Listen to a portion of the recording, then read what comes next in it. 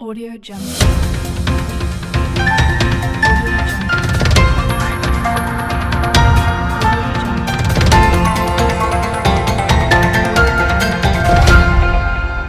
Audio Jungle.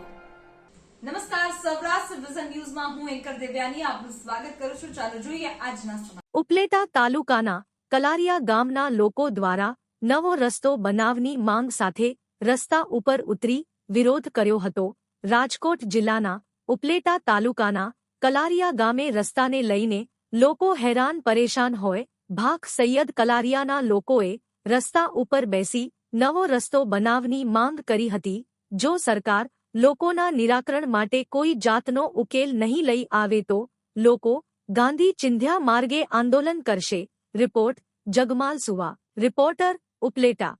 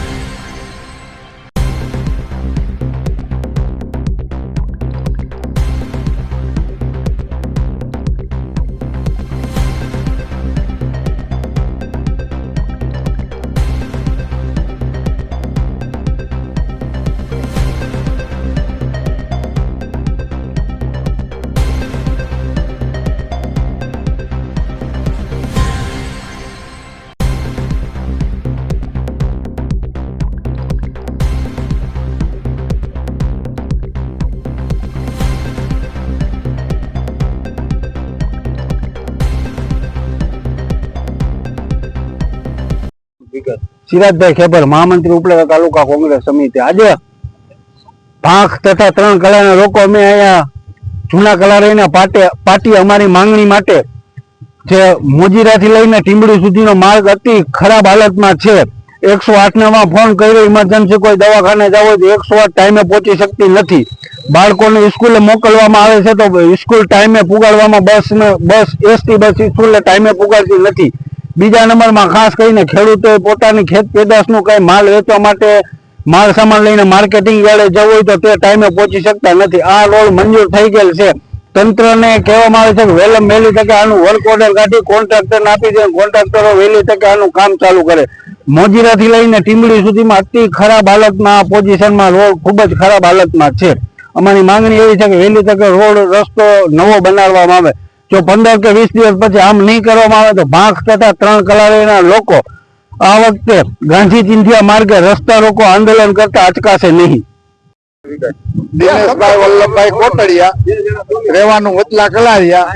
અમારી માંગ એવી છે કે આ રસ્તો 4-5 વર્ષ ત્યાં હાવ બિસ્માર હાલતમાં છે. એટલે હવે અમારે જો ક્યાંક ઉપલેટા ઇમરજન્સીમાં જવું હોય કે છોકરા ભણવા જાય તો બહુ મુશ્કેલી પડે છે.